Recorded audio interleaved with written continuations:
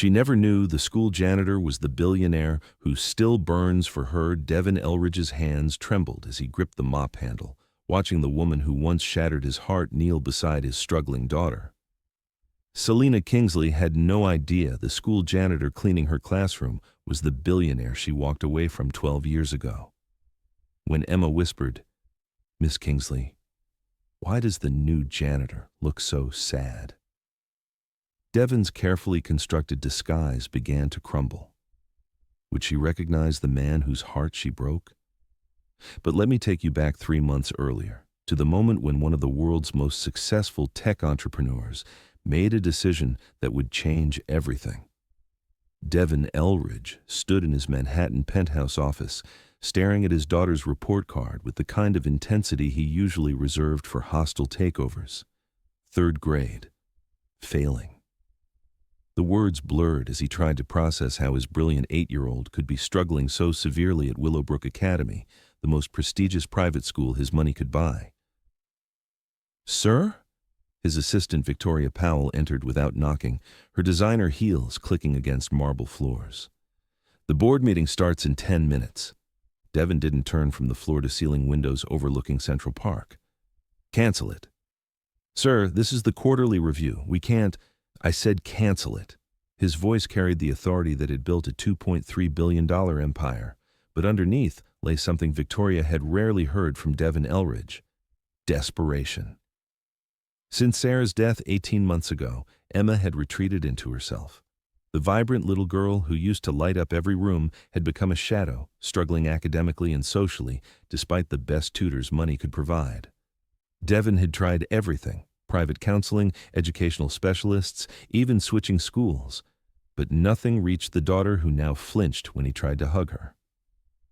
"There has to be something we're missing," Devin muttered, studying Emma's teacher evaluations. Most were clinical, detached assessments that reduced his precious daughter to test scores and behavioral notes. But one stood out. Emma shows remarkable creativity and emotional intelligence when she feels safe to express herself. Her struggles appear more connected to processing grief than learning disabilities. With the right support and patience, I believe she could thrive academically. Miss Selena Kingsley, 3rd grade. Devin's breath caught as memories he'd buried for 12 years crashed over him like a tsunami. Selena Kingsley, the woman who'd once looked at him like he hung the stars, who'd whispered promises against his lips about forever, who'd walked away the night he'd chosen his first major business deal over their relationship, the woman who'd shattered his heart so completely that he'd thrown himself into building an empire just to prove he didn't need anyone. His hands shook as he pulled up the school's website, clicking through faculty pages until he found her photograph. Time had been kind to Selena. She was even more beautiful than his tortured memories suggested. Her warm brown eyes held the same intelligence and compassion that had first captured his 23-year-old heart. But there was something else now. A quiet strength born from experience, a confidence that radiated from her gentle smile. For 2 hours, Devin sat frozen in his office chair, wrestling with an idea so desperate and dangerous, it bordered on insane. Traditional approaches hadn't reached Emma. Every tutor, every specialist, every intervention had failed because they saw her as a problem to be solved rather than a child to be understood. But Selena saw her, really saw her.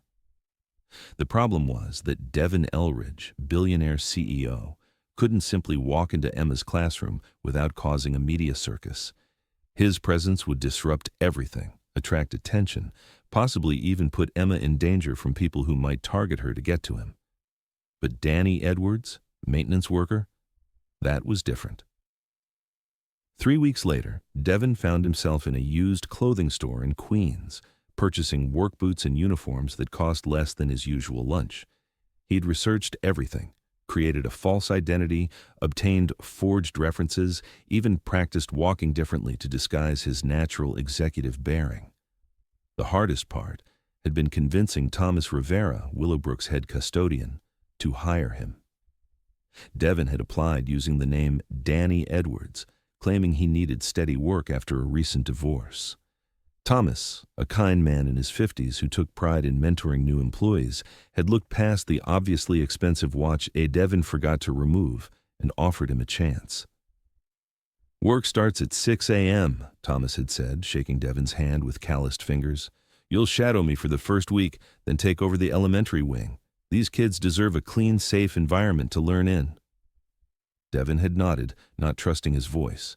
He'd built boardrooms where million-dollar decisions were made, but somehow the thought of being responsible for children's safety felt more important than any deal he'd ever negotiated.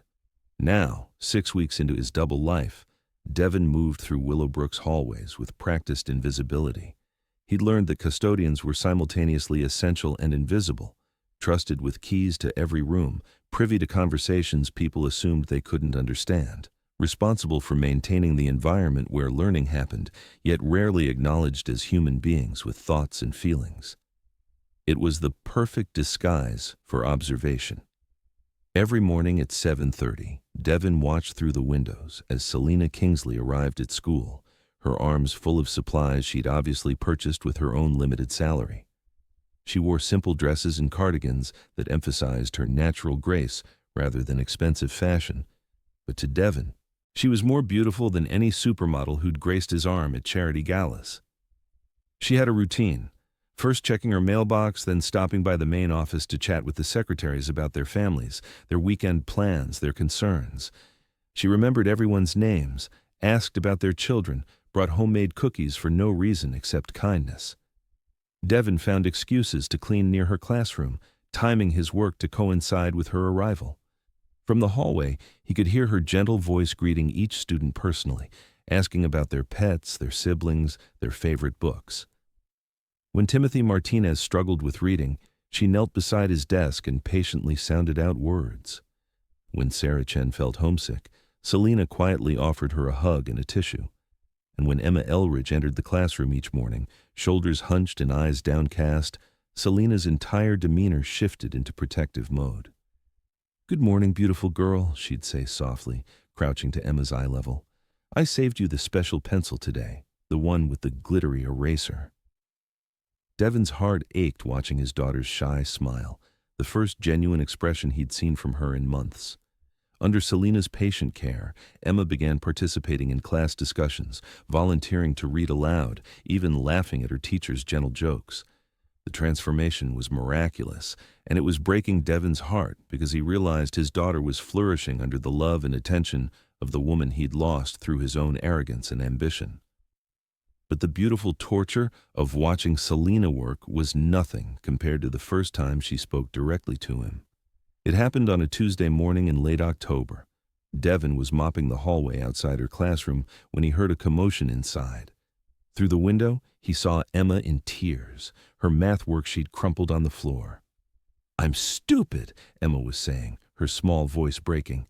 "I can't do anything right. Daddy's probably sorry he got stuck with me." Devin's heart shattered. Every instinct screamed at him to rush inside, to hold his daughter and tell her how precious she was, how proud he was of her courage in facing each day despite her grief. Instead, he gripped his mop handle and watched Selena work magic. "Emma, sweetheart," Selena said, sitting cross-legged on the floor beside the little girl. "Can I tell you a secret? When I was your age, I thought I was stupid too." Emma's tears slowed. "Really?" "Really, I couldn't understand fractions no matter how hard I tried. I thought there was something wrong with my brain." Selena's voice was warm, conversational, treating Emma like an equal rather than a child to be managed. "But you know what I learned?" "What?" "I learned that there are lots of different kinds of smart. Some people are math smart, some people are word smart, some people are music smart or art smart or people smart." Selena gently smoothed Emma's dark hair. "And you, beautiful girl, are heart smart." "What's heart smart?" "Heart smart means you notice when people are sad and you want to help them feel better. It means you love deeply and you care about fairness and kindness. It means you have emotional intelligence, which is one of the most important kinds of smart there is." Devin found himself leaning closer to the door, desperate to hear every word of this conversation that was healing his daughter in ways he'd been unable to reach. "But I still can't do fractions," Emma said, voice small. Yet, Selena corrected gently. You can't do fractions yet. But your brain is growing and learning every single day. And more importantly, Emma, your worth as a person has absolutely nothing to do with whether you can do fractions. Through the classroom window, Devin watched his daughter's posture straighten, her tears dry, her face lift toward her teacher with something approaching hope. Can you help me try again? Emma asked. Of course. But first, I want you to say something with me, okay?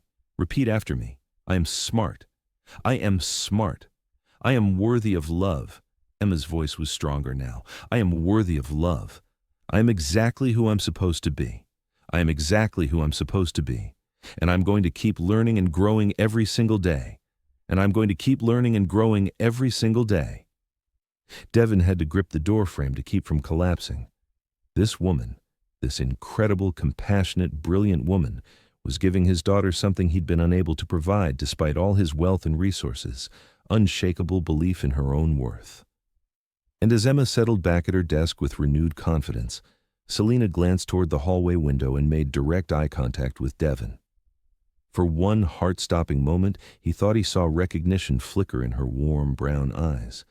Her gaze lingered on his face with puzzling intensity, her head tilting slightly as if trying to solve a mystery. Then, the moment passed, and she offered him the kind of polite smile teachers gave to school maintenance staff.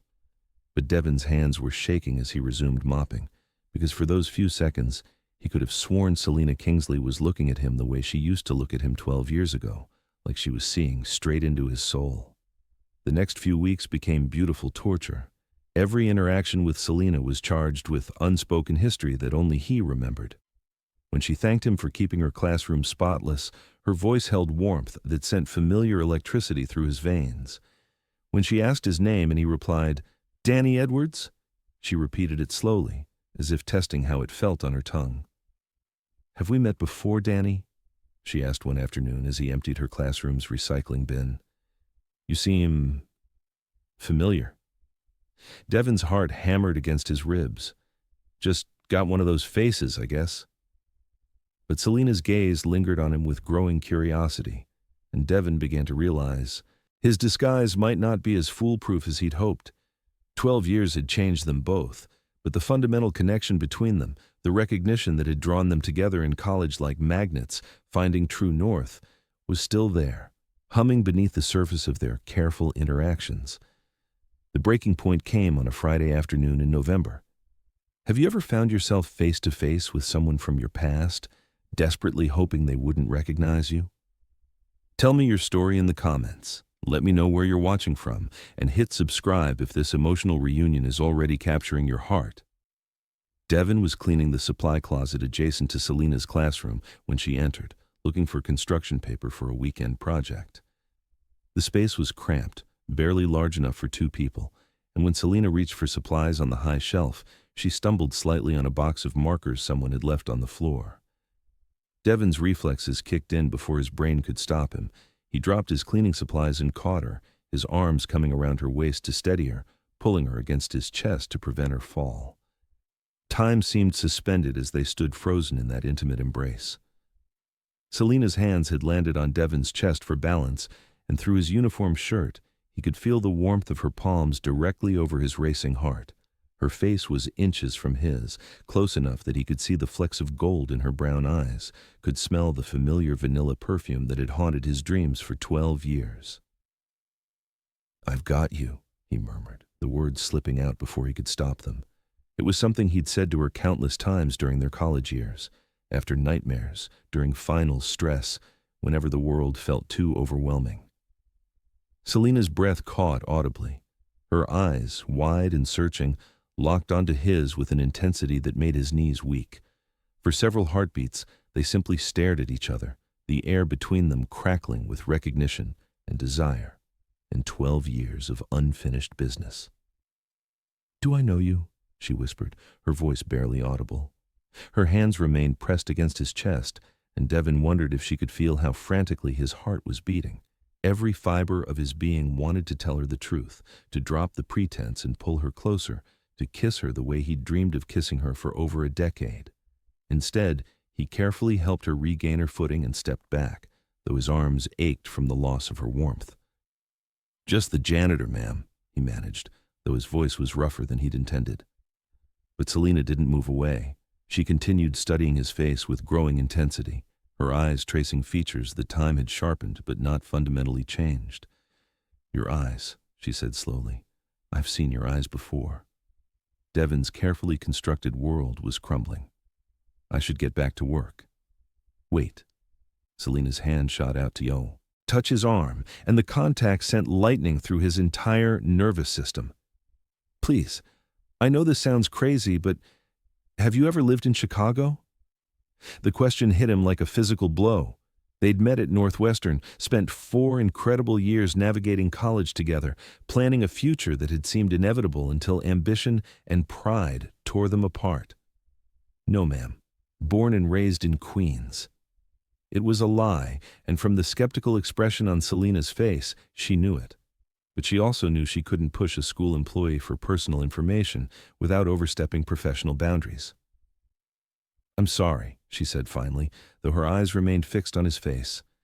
"It's just, you remind me of someone I used to know, someone who was very important to me."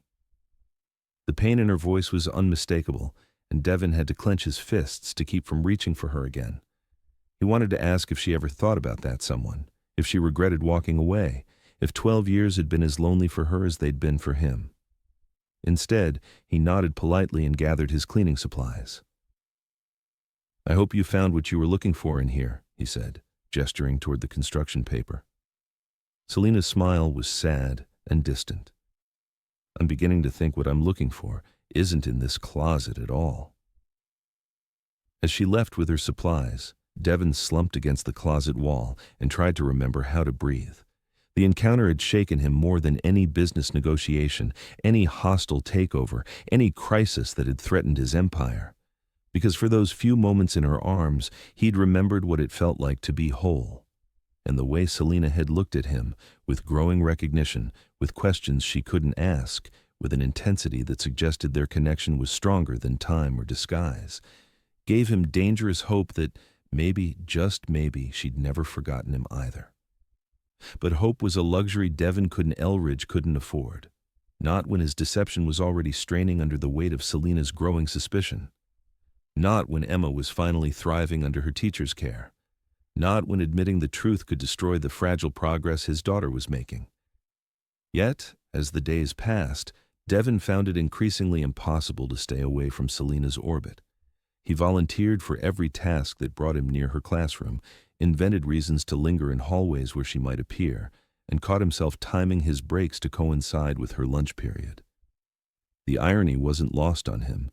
As one of the world's most powerful men, he'd been unable to connect with his own daughter or find genuine human connection. But as Danny Edwards, invisible custodian, he was witnessing daily miracles of compassion, discovering reserves of strength he'd never known he possessed, and falling deeper in love with a woman who'd already broken his heart once. The question that kept him awake at night was whether Selina Kingsley could ever love Danny Edwards, not the billionaire, not the success story, but the man underneath all the external trappings, and whether Devon Elridge was brave enough to find out. Chapter 2.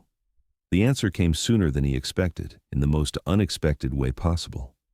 It was a Tuesday evening in late November when Devon's two worlds collided with devastating force. He was finishing his custodial duties, looking forward to the brief glimpse of Selina he always caught during her after-hours prep work when he heard raised voices coming from the third-grade wing.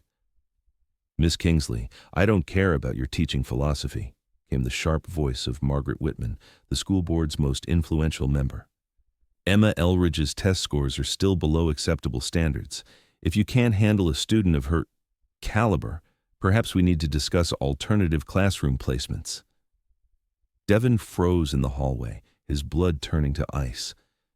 Through the partially open door, he could see Selina standing protectively near Emma's desk, her chin raised in defiance despite facing someone who could end her career with a single complaint. "Mrs. Whitman, with all due respect, Emma is making remarkable progress. Her reading comprehension has improved by 2 grade levels in just 8 weeks. Her participation in class discussions shows sophisticated thinking that standardized tests can't measure." Test scores don't lie, Miss Kingsley. Unlike certain other assessments, Mrs. Whitman's tone carried implications that made Devon's hands clench into fists. What exactly are you suggesting?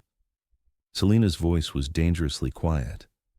I'm suggesting that perhaps your emotional attachment to certain students is clouding your professional judgment.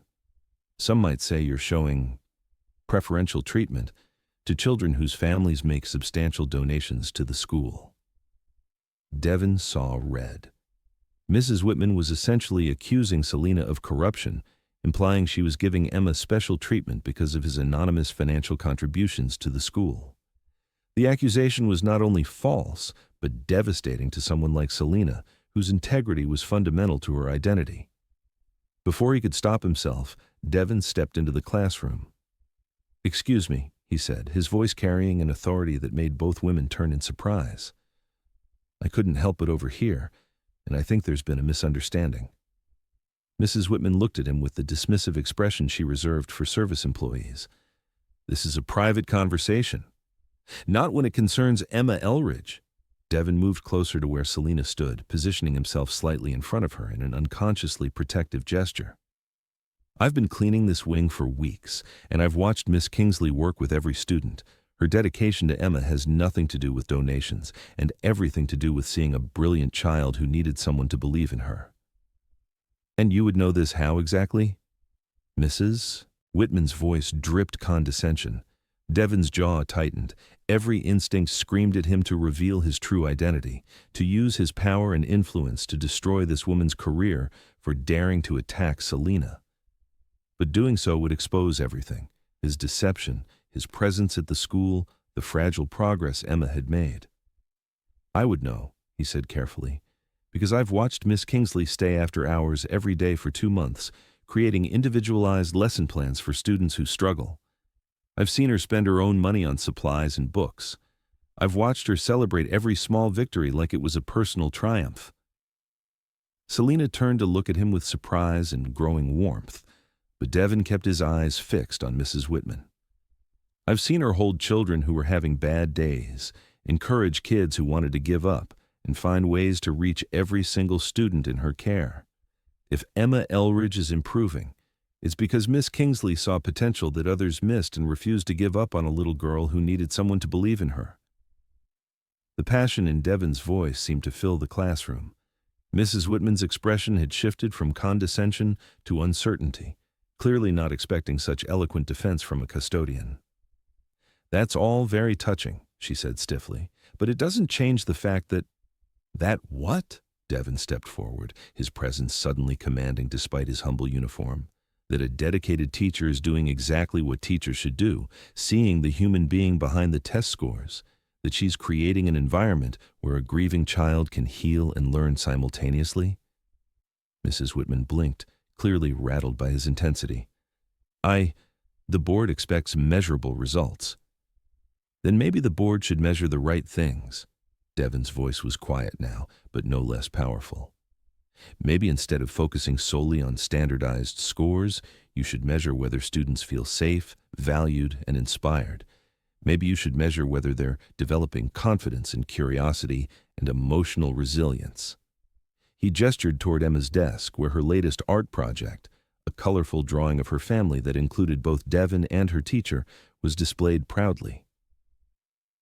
"Maybe you should measure whether a little girl who stopped speaking in class is now raising her hand to share her ideas, whether a child who thought she was stupid is now helping other students with their reading, whether someone who felt completely alone in the world has learned that she's worthy of love and support." Devon's voice cracked slightly on the last words, and he had to look away to compose himself. In his peripheral vision, he saw Selena watching him with an expression of dawning recognition and something that looked remarkably like wonder. Mrs. Whitman cleared her throat uncomfortably. "Well, perhaps I was hasty in my assessment. Miss Kingsley, continue with your current approach. We'll revisit Emma's progress at the end of the semester." As Mrs. Whitman hurried from the classroom, Devon suddenly realized what he'd done. In defending Selena, he'd revealed far more about himself than a simple custodian should know. His educated vocabulary, his understanding of child psychology, his obvious emotional investment in Emma's well-being, it all painted a picture that didn't match his carefully constructed identity. Danny. Selena's voice was soft, questioning. That was incredible. Thank you. Devin couldn't bring himself to meet her eyes. Just seemed wrong, her talking to you like that. How did you know all those things about Emma? About child development and educational approaches? The question hung in the air between them.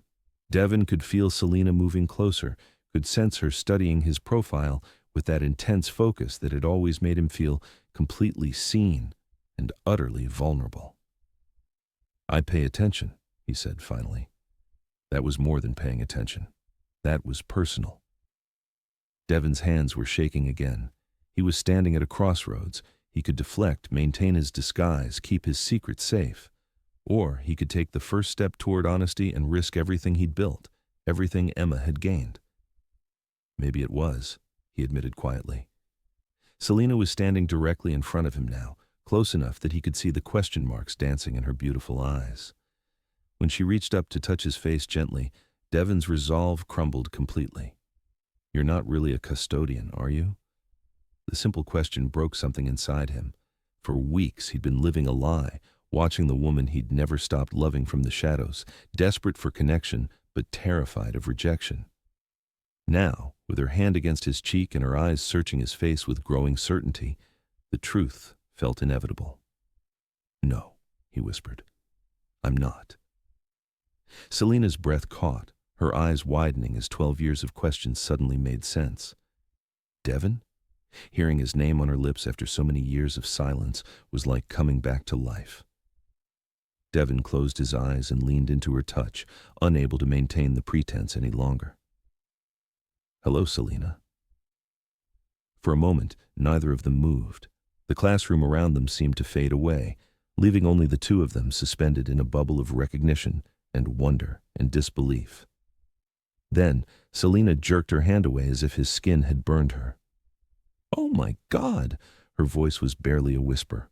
Oh my God, it's really you. Devin opened his eyes to find her backing away from him, her face cycling through shock, hurt, confusion, and something that looked dangerously like betrayal. Selena, please let me explain. Explain? Her voice was rising now, 12 years of buried pain surfacing all at once. Explain what exactly? How the man who walked out of my life without a backward glance is suddenly here, pretending to be a janitor at my school. How you've been watching me, lying to me, for months. It's not like that. Then what is it like, Devin? Selena's eyes were blazing now, magnificent in her anger. What possible explanation could you have for this elaborate deception?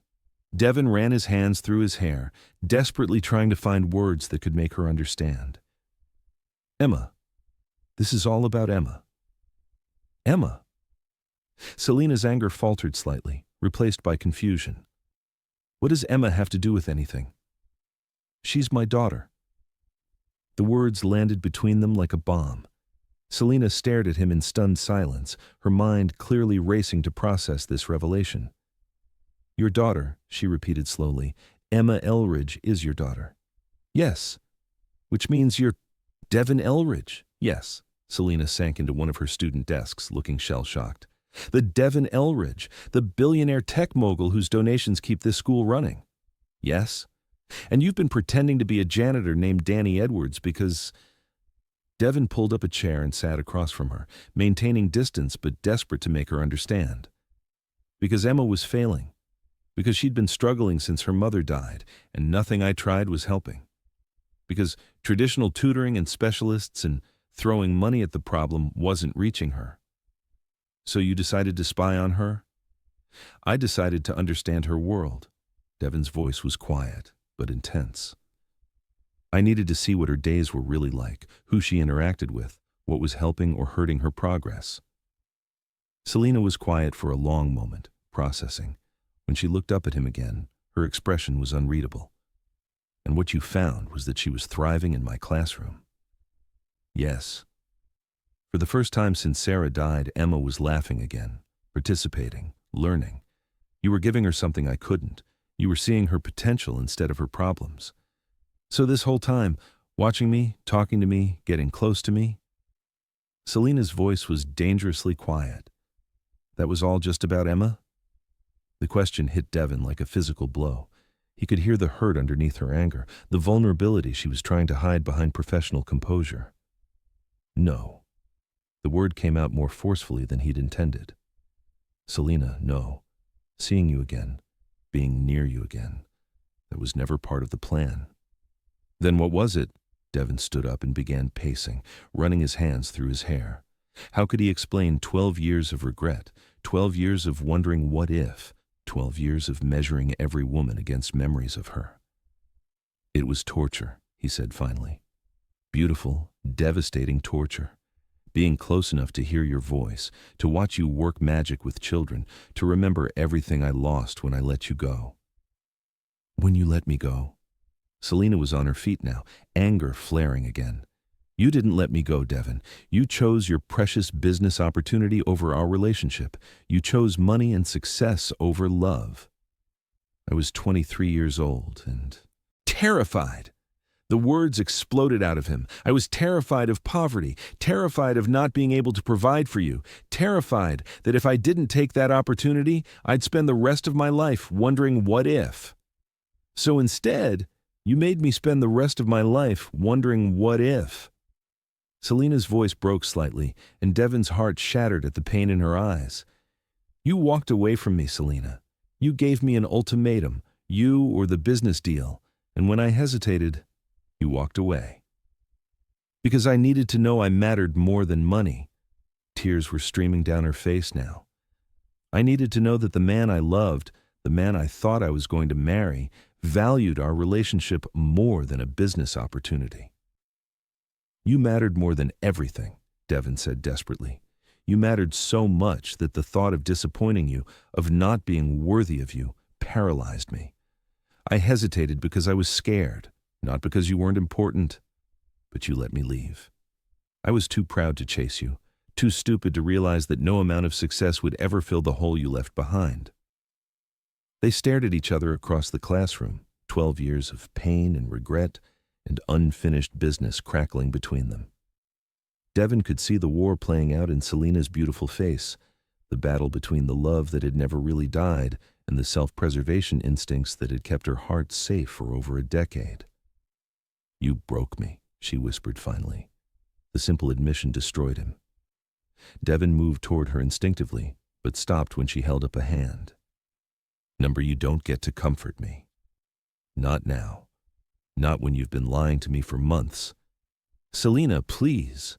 I need time. She was gathering her things with shaking hands. I need time to process this, to figure out what this means for Emma, for my job, for us? Devin's voice was barely audible. Selena met his eyes, and for a moment he saw past her anger to the love that still lived underneath. But then her professional mask slipped back into place. There is no us, Devin. There's a teacher and a parent who need to figure out what's best for a little girl. That's all. As Selena walked toward the door, Devin felt his carefully rebuilt world crumbling around him. He'd found her again, had been blessed with weeks of watching her work miracles, had remembered what it felt like to love and be loved, and now he was losing her all over again. Selena, his voice stopped her at the doorway. For what it's worth, these past months, being near you again, it's the most alive I've felt in 12 years. She didn't turn around, but he saw her shoulders tremble slightly. That just makes it hurt more, she said softly. Then she was gone, leaving Devin alone in the classroom where his daughter was learning to believe in herself again, surrounded by the warmth and creativity of the woman who'd given them both hope. And for the second time in his life, Devin Elridge had to figure out how to live without Selena Kingsley's light in his world. The difference was that this time, he wasn't willing to let pride and fear win. This time, he was going to fight for love. But first, he had to find the courage to tell his 8-year-old daughter that the janitor she'd grown fond of was actually her father in disguise, and that the teacher who'd become her hero was the woman who'd once held her daddy's heart. And somehow, He had to find a way to convince Selena that the love they'd shared at 23 was nothing compared to what they could build at 35 if she was brave enough to risk her heart one more time. As Devin locked up the classroom and headed for his car, he made a decision that would change everything. Tomorrow, he would tell Emma the truth. And then he would lay siege to Selena Kingsley's heart with every resource at his disposal, not his money or his power, but his authenticity, his devotion, and his unwavering commitment to proving that some love stories are worth fighting for, no matter how much time has passed. The question was whether he could convince the woman who'd once broken his heart that she was still the missing piece of his soul. But as Devin drove through the Manhattan streets toward his empty penthouse, he carried with him the memory of how Selena had looked at him in those few moments before the walls went back up. He'd seen love there, buried under hurt and anger and self-protection. And if love was still there, then hope was still possible. Even if it meant tearing down every wall he'd built around his heart and standing completely vulnerable before the only woman who'd ever truly mattered. Even if it meant risking everything for the chance to be whole again. Chapter 3. The next morning, Devin sat across from Emma at their breakfast table, studying his daughter's face as she methodically ate her cereal. She looked so much like Sarah with her delicate features and serious expression, but when she smiled, which had been happening more frequently thanks to Selena's influence, Devin could see glimpses of himself in her bright intelligence and stubborn determination. "Emma," he began carefully, "we need to talk about something important." She looked up from her bowl, instantly alert. In the months since her mother's death, Emma had become hyper-aware of changes in tone, always braced for more bad news. "Are we moving again?" she asked quietly. "No, sweetheart, we're not moving." Devin reached across the table to touch her small hand. "But there's something I need to tell you about school, about Miss Kingsley's classroom." Emma's entire demeanor changed, her face lighting up with the special joy she reserved for discussing her favorite teacher. "Did you know Miss Kingsley is teaching us about butterflies? She says people can transform just like caterpillars do, and that sometimes the most beautiful changes happen when everything seems dark and scary." Devin's heart clenched. Even through her lessons, Selena was healing his daughter's wounds, giving her hope and metaphors for growth that Devin's expensive therapists hadn't been able to provide. "That sounds like something Miss Kingsley would say," he said softly. "Emma, do you remember when we talked about how I sometimes have to travel for work?" Emma nodded, though Devin could see confusion building in her eyes. He rarely traveled anymore, not since Sarah's death had made him realize how much of his daughter's life he'd already missed. "Well, I haven't been traveling lately. I've been doing something else, something that let me be closer to you during the day." "What do you mean?" Devin took a deep breath, praying he could find the right words. "You know Danny, the janitor at your school? The one who reads to you sometimes after Miss Kingsley's class?" Emma's face brightened. "Danny's really nice. He listens when I tell him about my day, and he knows lots of stories. Sometimes he seems sad, though, like he misses someone important." Devin's throat tightened. His daughter's empathy amazed him daily, her ability to see past surfaces to the emotions underneath. "Emma, Danny is me." For a moment, Emma just stared at him in confusion. Then her cereal spoon clattered into her bowl as understanding dawned. "You're Danny?" "Yes. But why?" Her voice was small, uncertain. "Why were you pretending to be someone else?" Devin slid his chair closer to hers, choosing his words carefully. "Because I was worried about you, sweetheart. After Mommy died, you were so sad and nothing I tried seemed to help. Your grades were suffering, you weren't making friends, and I felt like I was failing you as a daddy." Emma's lower lip began to tremble. "I made you disappointed in me?" "No." Devin pulled her into his lap, holding her tight against his chest. "Emma, you could never disappoint me. I was disappointed in myself. I didn't know how to help you heal, how to make you feel safe and loved and confident again. So you became Danny. So I became Danny. I wanted to understand your world, to see what your days were really like, to figure out what you needed that I wasn't giving you."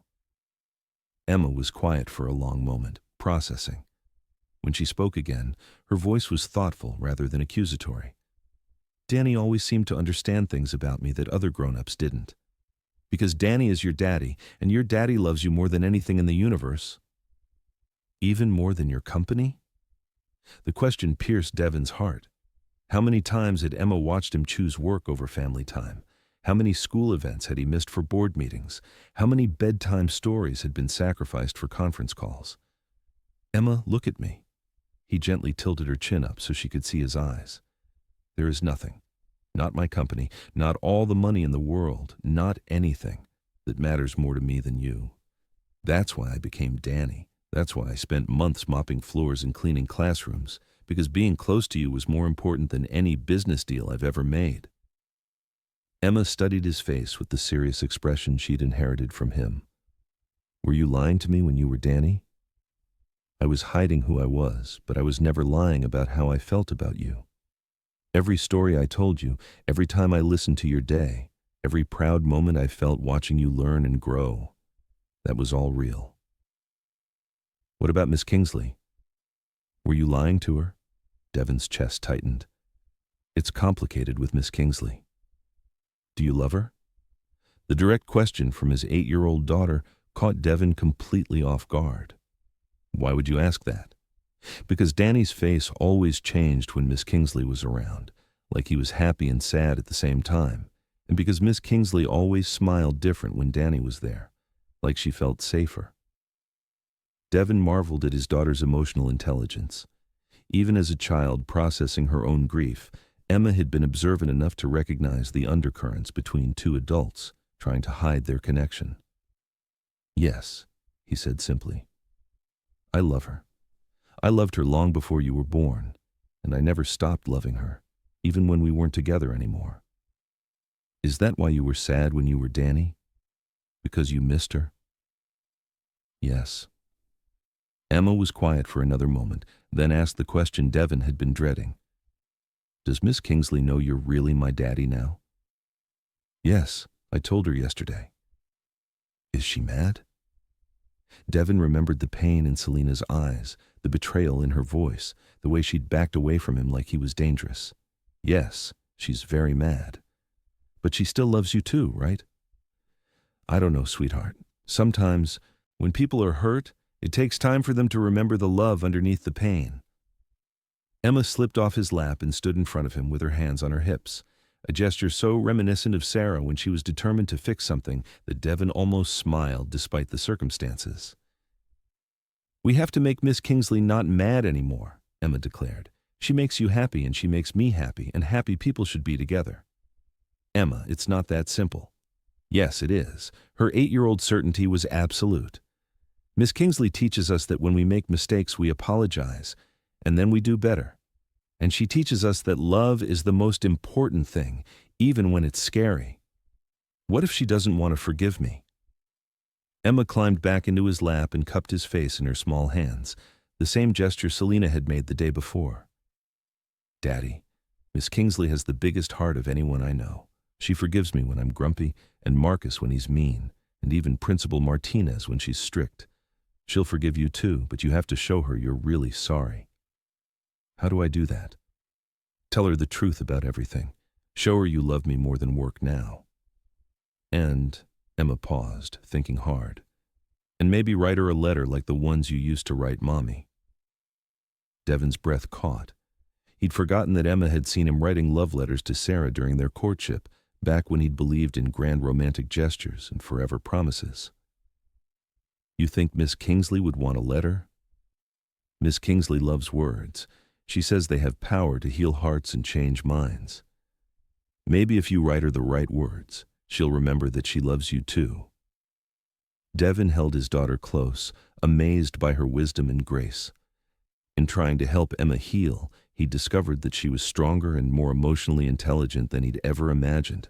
She wasn't just surviving her grief, she was growing through it, developing empathy and insight that would serve her throughout her life.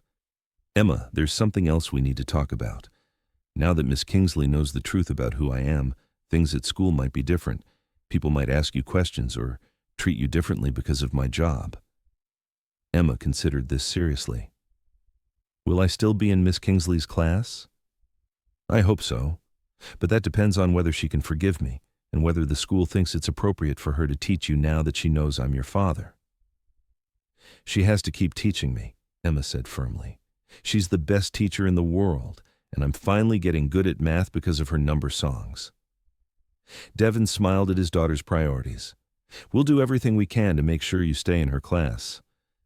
But Emma, you need to understand that Miss Kingsley might need some time to trust me again. She might seem different around me for a while. That's okay. Miss Kingsley taught us that sometimes people need space to process their feelings before they can talk about them. She'll come around. Devin hoped his daughter's faith would prove justified, but he couldn't shake the memory of the pain in Selena's eyes, the way she'd flinched away from his touch. That afternoon, Devin drove to Willowbrook Academy not as Danny Edwards, custodian, but as Devin Elridge, concerned parent. He'd arranged a meeting with Principal Martinez to discuss Emma's situation honestly, without the deception that had defined the past several months. Principal Helen Martinez was a no-nonsense woman in her 50s who'd been running Willowbrook for over a decade. She listened without interruption as Devin explained his deception, his reasons for taking the custodial position, and his desire to handle the situation with minimal disruption to Emma's education. Mr. Elridge, she said when he finished, I have to say this is the most unusual situation I've encountered in 25 years of education. I understand the position this puts you in. Do you? Principal Martinez leaned forward, her expression stern. You've lied to our staff, violated our hiring policies, and potentially put the school at legal risk. All while your anonymous donations were keeping our arts and music programs funded. Devin winced. I never intended to create problems for the school. And yet here we are. Principal Martinez was quiet for a moment, then asked, What do you want from me, Mr. Elridge? I want Emma to continue in Miss Kingsley's class. I want to handle this situation as quietly as possible to protect both Emma and Miss Kingsley from unnecessary attention, and I want to continue supporting the school financially, transparently this time. What does Miss Kingsley want? Devin's jaw tightened. I don't know. She's understandably upset with me. Upset enough to request a transfer to avoid teaching your daughter. The possibility hit Devin like a physical blow. He'd been so focused on winning Selena back that he hadn't considered she might remove herself from Emma's life entirely to avoid dealing with him. Has she requested that? Not yet. But Selena Kingsley is one of our finest teachers, and I won't allow her to be uncomfortable in her workplace because of your deception. What can I do to make this right? Principal Martinez studied him for a long moment. You can start by being completely honest with everyone involved. No more lies, no more manipulation, no matter how well-intentioned. And then you can pray that Miss Kingsley is as forgiving as she teaches her students to be. As Devin left the principal's office, he knew that his next conversation would determine not just his relationship with Selena, but Emma's continued happiness at the school where she was finally thriving. He found Selena in her classroom after hours, as he'd known he would. She was grading papers at her desk, but Devin could see the tension in her shoulders, the way she kept glancing toward the door as if expecting trouble. Selena. He knocked softly on the door frame. May I come in? She looked up and Devin saw that she'd been crying. The knowledge that he'd caused her tears made him feel physically sick. I don't think that's a good idea. Please, 5 minutes. I need to apologize properly and we need to discuss Emma's situation. Selena hesitated, then nodded curtly. 5 minutes? Devin stepped into the classroom that had become sacred space to him, the place where his daughter had learned to believe in herself again, where he'd fallen deeper in love with a woman he'd thought he'd lost forever. I'm sorry, he began, but Selena held up a hand. Don't you dare make this about your feelings when you've spent months lying to me, manipulating me, using my genuine care for Emma to get close to me. I never used your care for Emma. Really? Selena stood up, her eyes flashing. So it was just coincidence that you happened to work in the wing where your daughter's teacher, your ex-girlfriend who you never stopped loving, happened to teach. Devin took a step closer, and this time she didn't back away. Selena, I swear to you, I had no idea you were teaching at Willowbrook when I took the custodial job. Finding you here was the most beautiful, terrifying surprise of my life. Something in his voice must have convinced her, because her angry posture softened slightly. You really didn't know I was here? I researched the school, read about their programs and philosophy, but I never looked at individual teacher profiles until after I'd been accepted for the position. When I saw your name on Emma's teacher evaluation, I thought I was hallucinating. Selena sank back into her chair. So this really was about Emma. It started as being about Emma, but the moment I saw you again. Devin ran his hands through his hair, searching for words adequate to express 12 years of longing. Selena, being near you these past months has been torture and blessing combined. Torture because I couldn't touch you, couldn't tell you how beautiful you still are, couldn't explain why I never came after you 12 years ago. But blessing because I got to watch you work miracles with children, got to remember why I fell in love with you in the first place, got to see the incredible woman you've become. You had no right? You're absolutely right. I had no right to deceive you, to watch you without your knowledge, to fall deeper in love with you while lying about who I was. Devin's voice was raw with honesty. But Selena, I need you to understand something. These months as Danny weren't about manipulation or getting close to you under false pretenses. They were about being the man I should have been 12 years ago. What do you mean? As Danny, I had nothing to offer you except attention, respect, and genuine care. No wealth, no power, no impressive title. Just a man who listened when you talked about your students, who admired your dedication, who saw your worth in ways that had nothing to do with what I could give you financially. Selena was quiet, studying his face with an expression he couldn't read. As Danny, Devin continued, I fell in love with you all over again, but this time for reasons that had nothing to do with youth or passion or shared dreams. I fell in love with your wisdom, your patience, your ability to see potential in every child who walked through your classroom door. I fell in love with the woman you've become through surviving heartbreak and disappointment and years of putting others first. Devin, I know I have no right to ask for forgiveness. I know I've hurt you twice now, and you have every reason to never trust me again. But Selena, what we had as 23-year-olds was nothing compared to what we could have now if you're brave enough to try again. Tears were flowing down Selena's face now, but her voice was steady when she spoke. You broke me, Devin. When you let me walk away 12 years ago, you broke something inside me that never fully healed. I know, and I've regretted it every day since. Do you know what the worst part was? It wasn't just losing you. It was losing my faith in my own judgment. I'd been so sure you loved me the way I loved you, so certain we were building something real and lasting. When you chose business over our relationship, I started questioning everything. My worth, my intuition, my ability to recognize genuine love. Devin's heart shattered at the pain in her voice. Selena, I did love you that way. I loved you so much it terrified me. Then why didn't you fight for us? Because I was 23 years old and stupid and scared. Devin moved closer, his voice urgent. Because I thought providing for you meant more than being present with you. Because I was afraid that if I didn't take that opportunity, you'd eventually realize you deserved better than someone without ambition or drive. I never cared about money. I know that now. But then, all I could think about was my father working 3 jobs to support our family, never having enough, never being able to give my mother the life he wanted to give her. I was terrified of being that kind of provider. So instead, you became exactly the kind of man who chooses success over love. Yes, and I've spent 12 years learning that all the success in the world means nothing without someone to share it with, without you. Selena stood up and walked to the window, putting distance between them.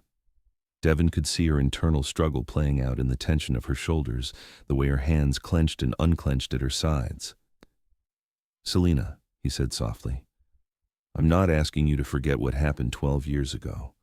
I'm not asking you to pretend that I didn't hurt you, or that the lies of the past few months don't matter. All I'm asking is that you consider the possibility that people can change, that love can be deeper and stronger at 35 than it was at 23. She turned to face him, her expression guarded but not entirely closed. What exactly are you asking of me? I'm asking for a chance to prove that I'm not the same man who let fear and ambition override love. I'm asking for the opportunity to show you that you and Emma are more important to me than any business deal, any amount of money, any measure of worldly success. And what about Emma?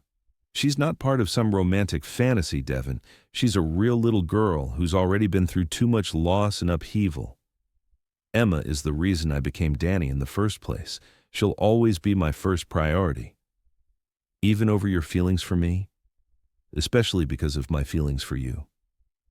Devin moved closer, his voice intense. Selena, Emma adores you. You've given her something I couldn't. Confidence in herself, joy in learning, the knowledge that she's worthy of love and attention. If you can't forgive me for my sake, then forgive me for hers. That's not fair. No, it's not, but it's true. Devin was close enough now that he could see the gold flecks in her brown eyes, could smell the vanilla perfume that had haunted his dreams. Emma needs you in her life, and I need you in mine. For a moment, Selena looked like she might step closer, might let herself believe in second chances and redemption. Then her professional mask slipped back into place. I need time, Devin. Time to process everything that's happened, to figure out what this means professionally, to decide whether I can separate my feelings for you from my responsibility to Emma. How much time? I don't know, but I won't be rushed or pressured into forgiveness. Devin nodded, though every instinct screamed at him to keep fighting, to break through her defenses with words and touch and desperate honesty. What about Emma? Can you continue teaching her while you're processing? Emma is an incredible little girl who deserves the best education possible. My personal feelings won't interfere with her learning. Thank you. As Devin turned to leave, Selena's voice stopped him at the doorway. Devin? Yes? The man you were as Danny. Was that real? The kindness, the attention, the way you listened and cared and saw people as individuals rather than assets. Devin met her eyes directly. That was the most real I've been in 12 years. As he walked toward the parking lot, Devin carried with him a fragile seed of hope. Selena hadn't said she could never forgive him. She hadn't demanded he remove Emma from her class. She'd acknowledged that Danny had been real, and Danny was the man who'd fallen in love with her all over again. But hope was a dangerous thing when your heart had already been broken twice. And as Devin drove through Manhattan traffic toward his empty penthouse, he wondered if love really could conquer pride and fear and 12 years of accumulated hurt. The answer would determine not just his future, but Emma's. Happiness and Selena's willingness to risk her carefully guarded heart one more time. The truth has a way of demanding to be heard, doesn't it? Have you ever been in a situation where keeping a secret felt like the only way to protect someone you love?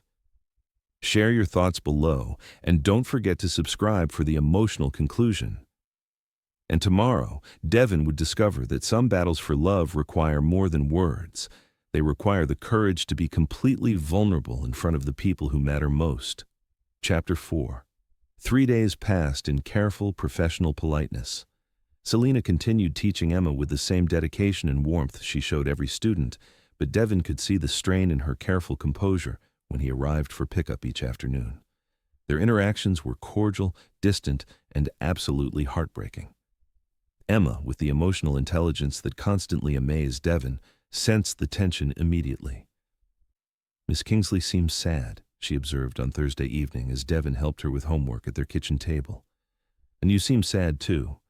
Is this because you told her the truth? Sometimes telling the truth hurts people, even when it's the right thing to do, Devin said carefully. But Miss Kingsley always says that honesty makes relationships stronger, not weaker. Miss Kingsley is very wise, but sometimes adults have more complicated feelings than children do. Emma set down her pencil and looked at him with serious eyes. Daddy, do you remember what you told me about Mommy? About how love doesn't die just because someone goes away? Devin's chest tightened. Yes, sweetheart. I think Miss Kingsley still loves you, but she's scared because you went away before and it hurt her. Maybe she needs to know that you're not going away again." The simplicity of his daughter's wisdom hit Devin like lightning. Selena wasn't just angry about his deception. She was terrified of being abandoned again. Her careful distance wasn't rejection. It was self-protection. How do I show her I'm not going away? Emma considered this seriously. Maybe you could write her that letter we talked about. But also maybe you could do something big that shows everyone you choose her over everything else. What kind of something big? Before Emma could answer, Devin's phone buzzed with a text from Victoria Powell. "Emergency board meeting tomorrow at 9 a.m. Major investor threatening to pull funding over recent absences and missed opportunities. Need you there to save the company." Devin stared at the message, feeling the familiar pull of business crisis demanding his immediate attention. For 12 years, he'd dropped everything for meetings like this, prioritizing company concerns over personal relationships. But this time, he barely hesitated before typing back. "Handle it without me, whatever it takes." Victoria's response was immediate. "Devin, this could cost us millions. Your presence is non-negotiable. Then we'll figure out how to make millions without compromising my priorities. I have more important things to do tomorrow." As Devin set his phone aside, Emma was watching him with growing excitement. "You just chose something else over work, didn't you?" "I chose you and Miss Kingsley over work, and I'm going to keep making that choice until she believes me." Emma clapped her hands. "What are you going to do?" Devin smiled, feeling more like his authentic self than he had in years. "I'm going to write that letter, and then I'm going to do something that shows Miss Kingsley and everyone else exactly where my priorities lie." That evening, after Emma was asleep, Devin sat at his desk with a blank sheet of paper and 12 years of unspoken words demanding to be heard. He wrote and rewrote, crossed out lines and started over, searching for language adequate to express a love that had survived rejection, separation, and the test of time. "Selena, 12 years ago, I let fear make my decisions for me. I was afraid of poverty, afraid of failure, afraid of not being worthy of your love. So I chose what felt safe, a business opportunity with guaranteed returns, over what felt risky, a relationship that required faith and vulnerability. I told myself I was being practical, responsible, mature. The truth is, I was a coward. You deserved a man who would choose love over security, who would fight for you instead of letting pride and fear drive you away. You deserved someone brave enough to build a life based on what mattered most, not what impressed others most. I wasn't that man then, but I want to be that man now. These past months as Danny weren't about deception, though I understand why it feels that way. They were about discovering who I am when I strip away everything external, the money, the power, the success that I thought defined me.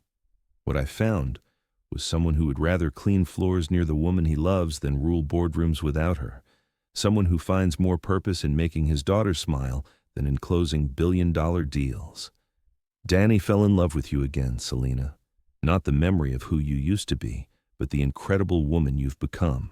The teacher who sees potential in every struggling child. The woman who spends her own money on classroom supplies because she believes every student deserves beauty and creativity in their learning. The person who has somehow managed to heal my daughter's grief while protecting your own wounded heart. I know I have no right to ask for forgiveness, let alone another chance. But I need you to know that losing you 12 years ago taught me the difference between success and fulfillment, between having everything and having what matters. You matter. Emma matters. The love we could build together matters more than every dollar I've ever earned, every deal I've ever closed, every accolade I've ever received. If you can find it in your heart to trust me one more time, I promise you this. I will spend the rest of my life proving that you made the right choice. I will choose you over convenience, over profit, over the approval of people who don't understand that some things are worth more than money. I will choose you the way I should have chosen you 12 years ago, completely, irrevocably, without hesitation or reservation. And if you can't trust me with your heart again, I understand. But please don't let my mistakes cost Emma the teacher who's helped her believe in herself. She needs you in her life, regardless of what happens between us. Forever yours, whether you'll have me or not, Devin P.S. Emma says that butterflies are proof that beautiful transformations are possible even after everything seems hopeless. She's right about a lot of things. I'm hoping she's right about second chances, too. The next morning, Devin arrived at Willowbrook Academy with the letter in his jacket pocket and a plan that would either win Selena's heart or destroy any remaining chance he had with her. His first stop was Principal Martinez's office. "Mr. Elridge," she said, looking up from her morning coffee with surprise, "I wasn't expecting you today." "I need to make an announcement to the school community," Devin said. "About Emma, about my deception, about my intentions moving forward." Principal Martinez leaned back in her chair. "That's a significant step. Are you sure you want to make your private business public?" "I'm sure that Selena Kingsley deserves to know that I'm willing to be completely transparent about who I am and what I want. No more secrets, no more hiding." "And what is it you want, Mr. Elridge?" "I want to marry Emma's teacher and spend the rest of my life proving I've learned the difference between what's profitable and what's priceless." Principal Martinez smiled for the first time since Devin had met her. "Well, that's refreshingly direct. What did you have in mind?" By 10 o'clock that morning, the entire Willowbrook Academy community, students, teachers, staff, and parents, had gathered in the main auditorium for what Principal Martinez had announced as an important school meeting. Devin stood backstage, his heart pounding harder than it ever had during any business presentation. Through the curtain, he could see Selena sitting with the other teachers, her expression puzzled and slightly wary. Emma was with her class in the front rows, bouncing with excitement because Devin had told her he was going to do something big to show Miss Kingsley how much she mattered. Principal Martinez took the stage and waited for the room to quiet. "Good morning, everyone. We've gathered today because one of our community members has asked to address some recent events that affect our school family." She paused, making eye contact with several teachers. "Some of you may have heard rumors about changes in our custodial staff, questions about identity verification, or concerns about the integrity of our hiring processes." Devin could see several parents whispering, teachers looking confused, students fidgeting in their seats. Today, we're going to hear directly from the person at the center of these questions. I ask that you listen with open hearts and minds, remembering that our school community is built on principles of understanding, forgiveness, and second chances. As Principal Martinez stepped aside, Devin walked onto the stage. The reaction was immediate. Gasps from parents who recognized him from business magazines, murmurs from teachers trying to place his face, excited whispers from students who remembered Danny the janitor. But Devin's eyes were fixed on Selena, whose face had gone completely pale. She was staring at him with a mixture of shock, horror, and something that might have been admiration for his courage or disbelief at his audacity. "Good morning," Devin began, his voice carrying clearly through the microphone. "For those of you who don't know me, my name is Devin Elridge. Some of you may recognize me as Emma Elridge's father, or as the CEO of Elridge Technologies, or as the anonymous donor who's been supporting this school's arts and music programs for the past 3 years. The whispers grew louder. Emma was practically vibrating with excitement in her seat. "But for the past 3 months, I've been known to many of you by a different name. Danny Edwards, custodial staff member." Now there were audible gasps, confused murmurs, and several parents turning to look at each other in bewilderment. "I stand before you today to publicly acknowledge that I deceived this community, violated your hiring policies, and lied about my identity for personal reasons." Devin's voice was steady, but Selena could see his hands trembling slightly as he gripped the podium. "I did this not out of malice or hidden agenda, but out of desperation to help my daughter, who was struggling academically and emotionally following her mother's death." The room had grown completely quiet now. Even the youngest students seemed to understand they were witnessing something important. Emma was failing 3rd grade, despite the best tutors and specialists money could buy. Traditional approaches weren't reaching her because they focused on her problems rather than her potential. Devin found Emma in the audience and smiled at her encouraging nod. So I did something unprecedented and probably foolish. I took a job as a custodian to observe her world firsthand, to understand what she needed that I wasn't providing. Several teachers were leaning forward now, intrigued despite themselves by this unusual confession. What I discovered was that my daughter was thriving under the care of Miss Selina Kingsley, whose patience, creativity, and unwavering belief in Emma's worth accomplished what months of expensive interventions could not. Devin turned to look directly at Selina, who was sitting frozen in her seat like a deer caught in headlights. I also discovered that Miss Kingsley and I share a history. We were close many years ago, before my priorities were properly aligned, before I understood the difference between success and fulfillment. The room was so quiet that Devin could hear his own heartbeat in the microphone. I hurt Miss Kingsley badly 12 years ago by choosing business ambition over personal relationships. When I found her here, teaching my daughter, giving Emma the care and attention she needed to heal and grow, I realized I'd been given an extraordinary second chance. Devin stepped away from the podium, moving closer to the edge of the stage where Selina sat. But instead of being honest about who I was and what I hoped for, I continued the deception. I told myself I was protecting Emma, protecting Miss Kingsley, protecting the progress we'd all made. The truth is, I was protecting myself from the possibility of rejection. Selina's eyes were filling with tears now, but she didn't look away from his intense gaze. Miss Kingsley has every right to be angry with me. She has every right to never trust me again. She has every right to demand that Emma be transferred to another classroom to avoid the complications my presence creates. Emma started to stand up, but her teacher gently pulled her back down, whispering something in her ear. But I'm standing here today to publicly acknowledge my mistakes and to make my intentions crystal clear to everyone in this community. Devin's voice grew stronger, more passionate. I love Selina Kingsley. I have loved her for 15 years, through separation and silence and my own stubborn pride. I love her not just for who she was when we were young, but for the incredible woman she's become. Several people in the audience were wiping away tears now. Emma was beaming like the sun. I love her dedication to her students. Billionaire Janitor Script, Part 4. 3 days passed in careful, professional politeness. Selina continued teaching Emma with the same dedication and warmth she showed every student, but Devin could see the strain in her careful composure when he arrived for pickup each afternoon. Their interactions were cordial, distant, and absolutely heartbreaking. Emma, with the emotional intelligence that constantly amazed Devin, sensed the tension immediately.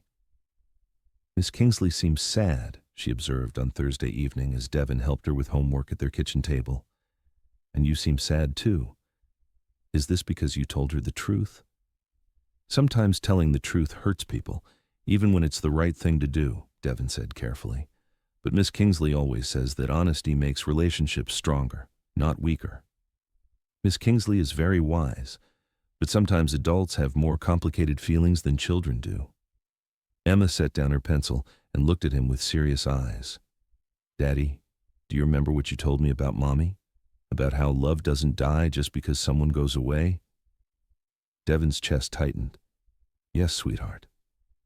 I think Miss Kingsley still loves you, but she's scared because you went away before and it hurt her.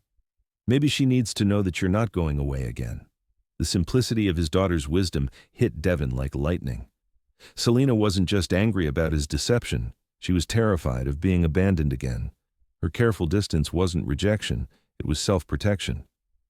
How do I show her I'm not going away? Emma considered this seriously. Maybe you could write her that letter we talked about, but also maybe you could do something big that shows everyone you choose her over everything else.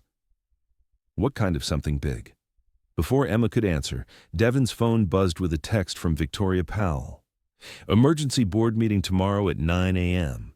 Major investor threatening to pull funding over recent absences and missed opportunities. Need you there to save the company. Devin stared at the message, feeling the familiar pull of business crisis demanding his immediate attention. For 12 years, he'd dropped everything for meetings like this, prioritizing company concerns over personal relationships. But this time, he barely hesitated before typing back, "Handle it without me, whatever it takes." Victoria's response was immediate. "Devin, this could cost us millions. Your presence is non-negotiable. Then we'll figure out how to make millions without compromising my priorities. I have more important things to do tomorrow." As Devin set his phone aside, Emma was watching him with growing excitement. "You just chose something else over work, didn't you?" "I chose you and Miss Kingsley over work, and I'm going to keep making that choice until she believes me." Emma clapped her hands. "What are you going to do?" Devin smiled, feeling more like his authentic self than he had in years. "I'm going to write that letter. And then I'm going to do something that shows Miss Kingsley and everyone else exactly where my priorities lie." That evening, after Emma was asleep, Devin sat at his desk with a blank sheet of paper and 12 years of unspoken words demanding to be heard. He wrote and rewrote, crossed out lines and started over, searching for language adequate to express a love that had survived rejection, separation, and the test of time. "Selena, 12 years ago, I let fear make my decisions for me. I was afraid of poverty, afraid of failure, afraid of not being worthy of your love. So I chose what felt safe, a business opportunity with guaranteed returns, over what felt risky, a relationship that required faith and vulnerability. I told myself I was being practical, responsible, mature. The truth is, I was a coward. You deserved a man who would choose love over security, who would fight for you instead of letting pride and fear drive you away. You deserved someone brave enough to build a life based on what mattered most, not what impressed others most. I wasn't that man then, but I want to be that man now." These past months as Danny weren't about deception, though I understand why it feels that way. They were about discovering who I am when I strip away everything external, the money, the power, the success that I thought defined me. What I found was someone who would rather clean floors near the woman he loves than rule boardrooms without her. Someone who finds more purpose in making his daughter smile than in closing billion-dollar deals. Danny fell in love with you again, Selena. Not the memory of who you used to be, but the incredible woman you've become. The teacher who sees potential in every struggling child. The woman who spends her own money on classroom supplies because she believes every student deserves beauty and creativity in their learning. The person who has somehow managed to heal my daughter's grief while protecting your own wounded heart. I know I have no right to ask for forgiveness, let alone another chance. But I need you to know that losing you 12 years ago taught me the difference between success and fulfillment, between having everything and having what matters. You matter. Emma matters. The love we could build together matters more than every dollar I've ever earned, every deal I've ever closed, every accolade I've ever received. If you can find it in your heart to trust me one more time, I promise you this. I will spend the rest of my life proving that you made the right choice. I will choose you over convenience, over profit, over the approval of people who don't understand that some things are worth more than money. I will choose you the way I should have chosen you 12 years ago, completely, irrevocably, without hesitation or reservation. And if you can't trust me with your heart again, I understand. But please don't let my mistakes cost Emma the teacher who's helped her believe in herself. She needs you in her life, regardless of what happens between us. Forever yours, whether you'll have me or not, Devin P.S. Emma says that butterflies are proof that beautiful transformations are possible even after everything seems hopeless. She's right about a lot of things. I'm hoping she's right about second chances too. The next morning, Devin arrived at Willowbrook Academy with the letter in his jacket pocket and a plan that would either win Selena's heart or destroy any remaining chance he had with her. His first stop was Principal Martinez's office. "Mr. Elridge," she said, looking up from her morning coffee with surprise. "I wasn't expecting you today." "I need to make an announcement to the school community," Devin said. "About Emma, about my deception, about my intentions moving forward." Principal Martinez leaned back in her chair. "That's a significant step. Are you sure you want to make your private business public?" I'm sure that Selena Kingsley deserves to know that I'm willing to be completely transparent about who I am and what I want. No more secrets, no more hiding. And what is it you want, Mr. Elridge? I want to marry Emma's teacher and spend the rest of my life proving I've learned the difference between what's profitable and what's priceless. Principal Martinez smiled for the first time since Devin had met her. Well, that's refreshingly direct. What did you have in mind? By 10 o'clock that morning, the entire Willowbrook Academy community, students, teachers, staff, and parents, had gathered in the main auditorium for what Principal Martinez had announced as an important school meeting. Devin stood backstage, his heart pounding harder than it ever had during any business presentation. Through the curtain, he could see Selena sitting with the other teachers, her expression puzzled and slightly wary. Emma was with her class in the front rows, bouncing with excitement because Devin had told her he was going to do something big to show Miss Kingsley how much she mattered. Principal Martinez took the stage and waited for the room to quiet. Good morning, everyone. We've gathered today because one of our community members has asked to address some recent events that affect our school family. She paused, making eye contact with several teachers.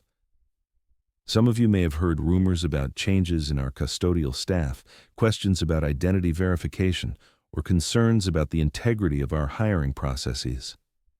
Devin could see several parents whispering, teachers looking confused, students fidgeting in their seats. Today, we're going to hear directly from the person at the center of these questions. I ask that you listen with open hearts and minds, remembering that our school community is built on principles of understanding, forgiveness, and second chances. As Principal Martinez stepped aside, Devin walked onto the stage. The reaction was immediate. Gasps from parents who recognized him from business magazines, murmurs from teachers trying to place his face, excited whispers from students who remembered Danny the janitor. But Devin's eyes were fixed on Selena, whose face had gone completely pale. She was staring at him with a mixture of shock, horror, and something that might have been admiration for his courage, or disbelief at his audacity. Good morning, Devin began, his voice carrying clearly through the microphone.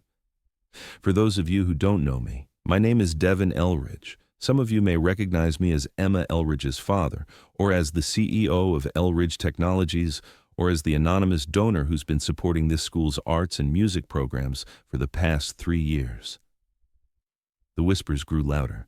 Emma was practically vibrating with excitement in her seat. But for the past 3 months, I've been known to many of you by a different name. Danny Edwards, custodial staff member. Now there were audible gasps, confused murmurs, and several parents turning to look at each other in bewilderment. I stand before you today to publicly acknowledge that I deceived this community, violated your hiring policies, and lied about my identity for personal reasons. Devin's voice was steady, but Selena could see his hands trembling slightly as he gripped the podium. I did this not out of malice or hidden agenda, but out of desperation to help my daughter, who was struggling academically and emotionally following her mother's death. The room had grown completely quiet now. Even the youngest students seemed to understand they were witnessing something important. Emma was failing 3rd grade, despite the best tutors and specialists money could buy. Traditional approaches weren't reaching her because they focused on her problems rather than her potential. Devin found Emma in the audience and smiled at her encouraging nod. So I did something unprecedented and probably foolish. I took a job as a custodian to observe her world firsthand, to understand what she needed that I wasn't providing. Several teachers were leaning forward now, intrigued despite themselves by this unusual confession. What I discovered was that my daughter was thriving under the care of Miss Selena Kingsley, whose patience, creativity, and unwavering belief in Emma's worth accomplished what months of expensive interventions could not. Devin turned to look directly at Selena, who was sitting frozen in her seat like a deer caught in headlights. I also discovered that Miss Kingsley and I share a history. We were close many years ago, before my priorities were properly aligned, before I understood the difference between success and fulfillment. The room was so quiet that Devin could hear his own heartbeat in the microphone. I hurt Miss Kingsley badly 12 years ago by choosing business ambition over personal relationships. When I found her here, teaching my daughter, giving Emma the care and attention she needed to heal and grow, I realized I'd been given an extraordinary second chance. Devin stepped away from the podium, moving closer to the edge of the stage where Selena sat. But instead of being honest about who I was and what I hoped for, I continued the deception. I told myself I was protecting Emma, protecting Miss Kingsley, protecting the progress we'd all made. The truth is, I was protecting myself from the possibility of rejection. Selena's eyes were filling with tears now, but she didn't look away from his intense gaze. Miss Kingsley has every right to be angry with me. She has every right to never trust me again. She has every right to demand that Emma be transferred to another classroom to avoid the complications my presence creates. Emma started to stand up, but her teacher gently pulled her back down, whispering something in her ear. But I'm standing here today to publicly acknowledge my mistakes and to make my intentions crystal clear to everyone in this community. Devin's voice grew stronger, more passionate. I love Selena Kingsley. I have loved her for 15 years, through separation and silence and my own stubborn pride. I love her not just for who she was when we were young, but for the incredible woman she's become. Several people in the audience were wiping away tears now. Emma was beaming like the sun. I love her dedication to her students, her ability to see potential where others see problems, her unwavering belief that every child deserves patience and encouragement and the chance to discover their own unique brilliance. Devin pulled the letter from his jacket pocket, holding it up so Selena could see it. I love the way she's healed my daughter's wounded spirit, the way she's taught Emma to believe in herself again, the way she's created a classroom where learning feels like magic instead of obligation. He stepped down from the stage and began walking up the aisle toward where Selena sat, his eyes never leaving her face. Most of all, I love the woman who showed me that some things are worth more than money, more valuable than success, more important than protecting myself from the possibility of getting hurt. Devin stopped directly in front of Selena's row, close enough that he could see the tears streaming down her face, the way her hands were shaking in her lap. Selena Kingsley, I am standing in front of our entire community to apologize for my deception, to acknowledge the pain I've caused you, and to ask for something I have no right to request. The auditorium was so silent that Devin's voice seemed to echo off the walls. I'm asking for the chance to love you the way you deserve to be loved, openly, honestly, without reservation or condition. I'm asking for the opportunity to prove that I've learned the difference between what matters and what doesn't. Devin held out the letter with trembling hands. I'm asking you to marry me, Selena, not because I'm wealthy or successful or able to provide financial security, but because I cannot imagine a life without your wisdom, your compassion, your beautiful heart in it. Gasps erupted throughout the auditorium. Emma jumped to her feet, clapping wildly. Several teachers were crying openly. I'm asking you to take a leap of faith with a man who finally understands that the only success that matters is making the people you love feel cherished every single day of their lives. Selena was staring at him with wide, shocked eyes, her mouth slightly open, as if she couldn't quite believe what she was hearing. If you say yes, I promise I will never again choose business over family, profit over love, or anything else over the privilege of being your husband and Emma's father figure. If you say no, I'll respect your decision and find a way to co-parent Emma that doesn't cause you discomfort. Devin took a deep breath, his voice softening to barely above a whisper that somehow carried through the silent auditorium. But Selena, if there's any chance, any possibility that the love we shared 15 years ago could grow into something even stronger now, I'm willing to risk everything to find out. For what felt like an eternity, Selena just stared at him. The entire school community seemed to be holding its breath, waiting for her response. Finally, slowly, Selena stood up. Her legs were shaking, and Mrs. Sullivan had to steady her with a gentle hand on her arm. Devin Elridge, she said, her voice trembling but clear enough for everyone to hear, you are absolutely insane. Devon's heart plummeted. He'd pushed too hard, too fast, too publicly. He'd embarrassed her and ruined any chance they might have had. But then Selena stepped into the aisle and moved closer to him. "You're insane and dramatic, and you just proposed to me in front of 300 people without even asking me on a proper date first." Devon couldn't tell if she was angry or amused or about to flee the building entirely. "You deceived me for months, broke my heart 12 years ago, and apparently think that grand gestures can fix everything." She was close enough now that he could see the gold flecks in her brown eyes, could smell her familiar vanilla perfume. "You're also," she continued, her voice growing softer, "the only man who's ever loved me enough to clean floors just to be near me. The only man who's ever put his daughter's needs above his own pride. The only man who's ever made me feel like I was worth choosing over everything else in the world." Devon's heart started beating again. "You're the man who fell in love with me as a teacher, not as your ex-girlfriend. The man who saw my worth in how I treated children, not in how I looked or what I could give you." Selena reached out and took the letter from his trembling hands. "You're also Emma's father, and Emma is the most important person in this room to me right now." She turned to look at his daughter, who was practically bouncing with anticipation in her seat. "Emma, sweetheart, how do you feel about your daddy and Miss Kingsley maybe becoming a family?" Emma didn't hesitate. "I feel like that's the best idea anyone's ever had in the whole world." The auditorium erupted in laughter and applause. Even Principal Martinez was wiping her eyes and smiling. Selena turned back to Devon, her own eyes bright with tears and something that looked remarkably like joy. "Devon Elridge, your proposal is completely inappropriate, your timing is terrible, and your methods are absolutely ridiculous." Devon's heart sank again. "But your heart is pure. Your love for Emma is obvious, and despite everything that's happened, I never stopped loving you either." She stepped closer, close enough that he could feel the warmth radiating from her body. "So yes, you impossible man, yes, I'll marry you. But we're doing this right. Dating, courting, getting to know who we are now, not who we were 15 years ago." Devon couldn't speak. He could barely breathe. The woman he'd loved for over a decade, the woman he'd thought he'd lost forever, was saying yes to a future together.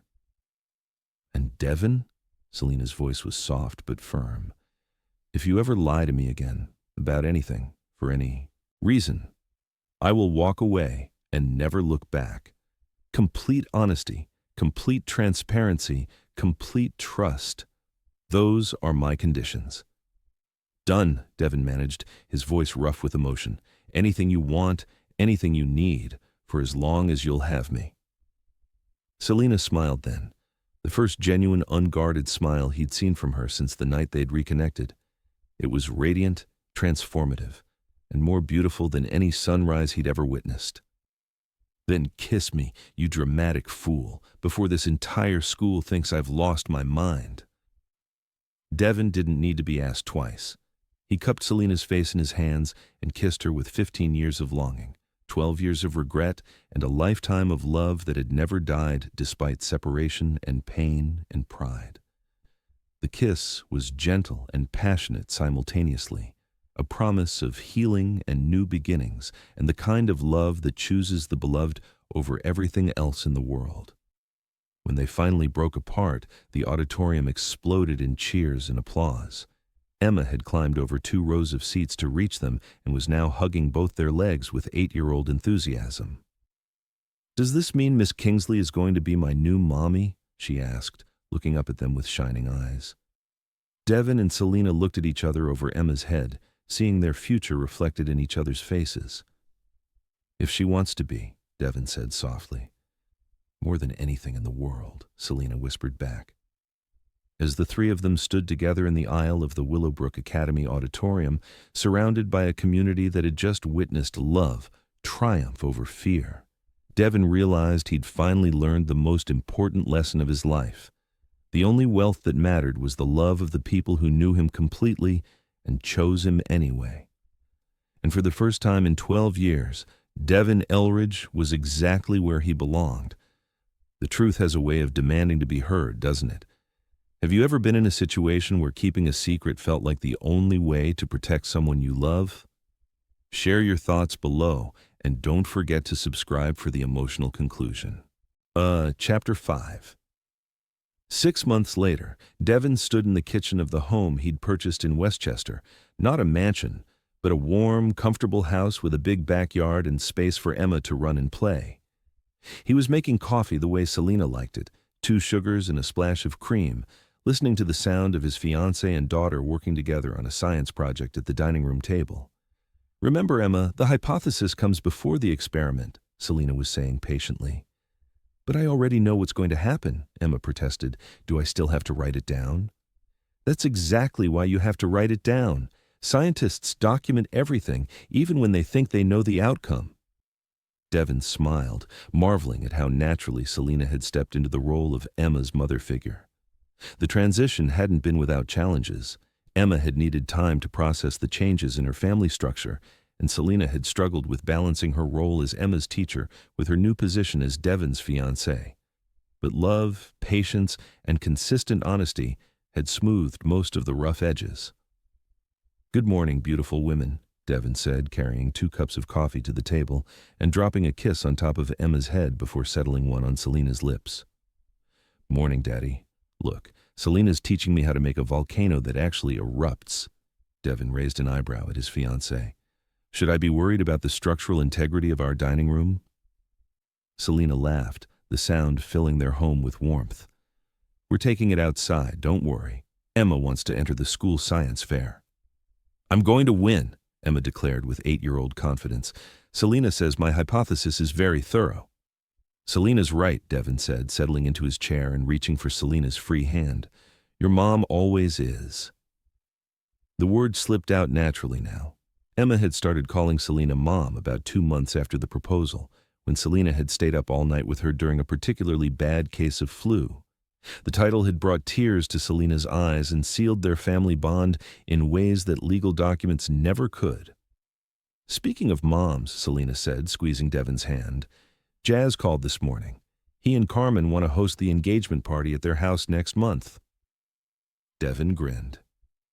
Selena's brother had taken longer to warm up to him than Emma had, but persistence and genuine love for his sister had eventually won Jazz over.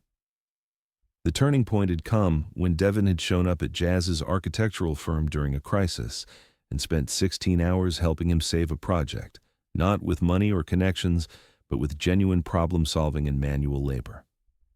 "Tell him yes, but I'm handling the catering. It's the least I can do after he threatened to break my legs if I hurt you again." "He was protecting me," Selena said, though she was smiling. "He was right to protect you. I hurt you badly once. I never want to do it again." Emma looked up from her volcano preparations. "Are you going to have a big wedding like in the movies?" Devon and Selena exchanged glances.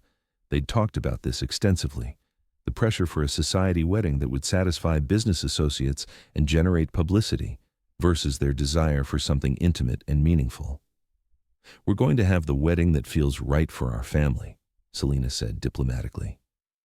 "Which means," Devon added, "a ceremony that focuses on what matters most, making promises to each other in front of the people who love us most." They'd decided on a small ceremony in the Willowbrook Academy garden, officiated by Principal Martinez, who'd gotten ordained online specifically for their wedding. The guest list included Emma, Jazz and his family, Selena's colleagues, Thomas Rivera and his wife, and a few of Devon's business associates who'd become genuine friends over the years.